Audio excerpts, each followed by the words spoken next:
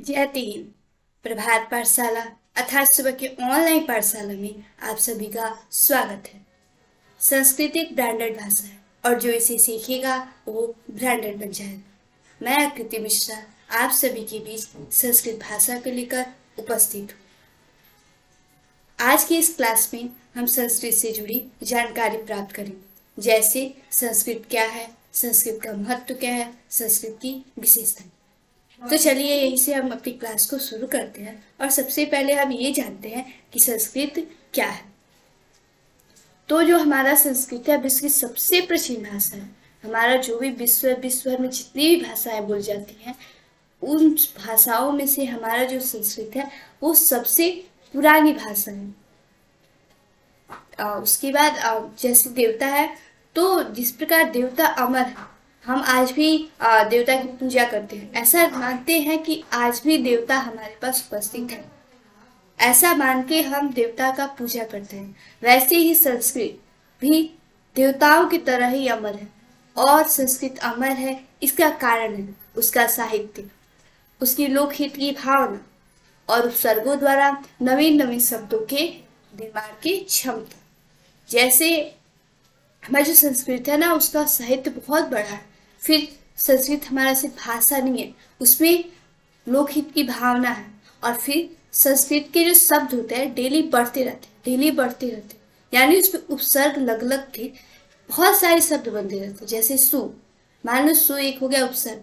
जैसे सु को अगर हम शब्द बनाना हो तो सुस्वागतम, शुभेच्छा आदि बहुत सारे बन जाएंगे। तो इसी के कारण हमारा जो संस्कृत है वो भी क्या है, अमर है। विद्वानों के अनुसार हमारा जो संस्कृत का प्रवाह है, यानी संस्कृत कब से चला आ रहा है, तो ये लगभग 700 वर्षों से चला, यानी हजारों वर्षों पहले से चला आ रहा है। जब इस धरती पे देवताओं का समय चलता था तो जो देवता होते थे वो भी वार्तालाप जो करते थे, उनका जो भाषा होता था, लैंग्वेज होता था, वो संस्कृत होता था। फिर से हमारा वैदिक सभ्यता है, तो वैदिक सभ्यता में जितने भी बुक्स लिखे गए हैं, जो भी वेद हैं, पुराण है, उपनिषद है, जो भी लिखे गए हैं वो सारे संस्कृत में लिखे गए हैं। संस्कृत के बारे में अलग अलग लोगों के अलग अलग विचार हैं, जिसमें एक थे हमारे भीमराव अंबेडकर, जो कि संविधान सभा के प्रारूपी समिति के अध्यक्ष थे। उनका ऐसा मानना था कि अगर भारत को भाषाई एकता के सूत्र में बांधना है तो इकलौती भाषा सिर्फ और सिर्फ संस्कृत हो सकती है। ऐसा हमारे भीमराव अंबेडकर का मानना था। हमारे इस संस्कृत भाषा को संविधान के 8वीं अनुसूची में शामिल किया गया है, तथा साथ ही साथ 391 धारा में यह सराश दिया गया है कि जो देवनागरी लिपि में लिखी गई संस्कृत है, यानी जो संस्कृत का लिपि है वो देवनागरी है। तो बोला जाता है कि जो देवनागरी लिपि में लिखी गई संस्कृत है उसका जो परिभाषित शब्द है वो है, जो हिंदी है वो क्या है, राजभाषा है। क्योंकि हमारा जो हिंदी है वो किससे निकला है, संस्कृत से निकला है। तो संस्कृत हमारा क्या है, हिंदी हमारा क्या है, राजभाषा है। इसी के साथ हम आगे बात करते हैं संस्कृत भाषा की विशेषता के बारे में। तो सबसे पहले इसकी विशेषता को देखते हुए हम ये देखते हैं कि जब अंतरिक्ष पे कोई जाता है, जब कोई व्यक्ति अंतरिक्ष पे जाता है और हमें यहाँ से उन्हें मैसेज भेजना होता है, तो जब हम मैसेज को भेजते हैं मतलब किसी और लैंग्वेज में, जैसे हिंदी, इंग्लिश, तो वहाँ पे वो जाके चेंज हो जाते हैं, यानी वर्ड्स जो होते हैं इधर उधर हो जाते हैं, पता नहीं चलता है कि क्या मैसेज आए हैं।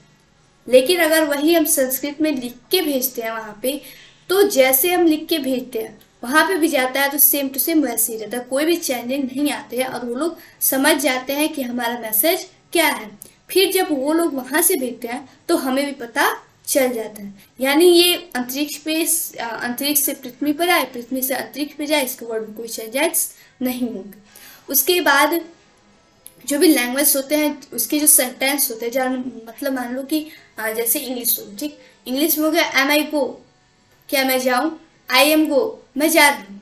अगर इसके वर्ड्स को इधर उधर कर देते हैं तो इसके अर्थ में भी चेंजिंग आ जाती है। उसी तरह जैसे हिंदी, मैं खाना खाता हूँ मैं खाना, ऐसे बोलने में जो वर्ड है वो शुद्ध नहीं लग रहा है। लेकिन संस्कृत में ऐसा नहीं है। अगर संस्कृत में बोला जाए स खादती, वह खाता है, खादती स, वह खाता है, यानी इसके वर्ड्स को किसी भी कहीं भी स्थान दो उसके अर्थ में कोई चेंज नहीं आएंगे। उसके बाद जो भी भाषा के शब्द होते हैं उसके एक से दो रूप हो जाते हैं, लेकिन हमारा जो संस्कृत है उसके एक शब्द के कुल 27 रूप हैं। उसके बाद हम देखते हैं कि कंप्यूटर कंप्यूटर पे जब हम टाइपिंग कंप्यूटर से जब हम बोलेंगे आई नो, मैं जानता हूँ, तो वो सुनता है IKNOW, यानी कंप्यूटर इंग्लिश को पूरे तरह से नहीं समझ पाता। तो जब ये सोचा गया कि कंप्यूटर के लिए किस भाषा को रखा जाए, तो वहाँ पे संस्कृत को ही रखा गया, यानी कंप्यूटर की भाषा को संस्कृत बनाया। उसके बाद देखा जाए तो हमारा जो संस्कृत है वो सिर्फ एक भाषा नहीं है, उसमें विचार है, उसमें सहयोग है, शांति है और विश्व कल्याण की भावना है। जैसे जब हम संस्कृत पढ़ते हैं तो संस्कृत में बहुत सारे श्लोक होते हैं, तो वो श्लोक जब पढ़ते हैं तो हमें उसमें बहुत अच्छी अच्छी बातें को मिलता है। उसके बाद संस्कृत एक ऐसी भाषा है जब हम इसे बोलते हैं तो हमारे जो जीभ होती हैं और उंगलियां होती हैं वो लचीली हो जाती हैं, क्योंकि जो संस्कृत के वर्ड्स होते हैं थोड़े बड़े होते हैं, थोड़े डिफिकल्ट तो होते हैं, लेकिन ट्राई बोलते रहो तो वो लाइन पे आ जाते हैं।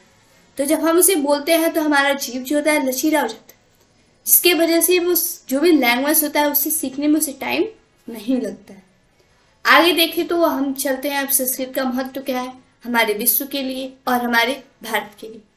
हम जानते हैं कि हमारे भारत की जो भी जनसंख्या है उस सबसे ज्यादा अगर जनसंख्या है तो हिंदुओं की, और हिंदुओं का जो भी ग्रंथ लिखा गया है, रामायण, महाभारत, गीता, ये जो भी लिखे गए सारे के सारे संस्कृत में लिखे गए।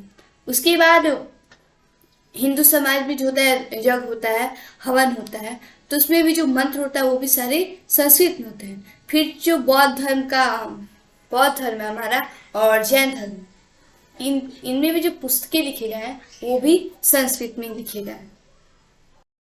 इसी के साथ हम आगे देखते हैं कि संस्कृत दिवस कब मनाया जाता है। तो संस्कृत दिवस मनाने का शुरुआत जो हुआ था 1968 से हुआ था, और इसे सावन के पूर्णिमा के दिन मनाया जाता है। इस दिन मनाने का कारण यह है कि प्राचीन भारत में इसी दिन से सावन के पूर्णिमा से ही वेदों का पठन पाठन शुरू होता था, और शिक्षा जो भी पढ़ाई करते थे हमारा सत्र चेंज होता है, तो वो भी जो प्राचीन भारत में होता था वो उस समय से होता था। इसलिए हम उस दिन संस्कृत भाषा के रूप में मनाते हैं, और यह दिवस मनाने का हमारा सबसे बड़ा उद्देश्य होता है कि हम इस भाषा को बढ़ावा दें, सम्मानित करें। तो इसी के साथ हम अगले वीडियो मिलते हैं, तब तक जय हिंद।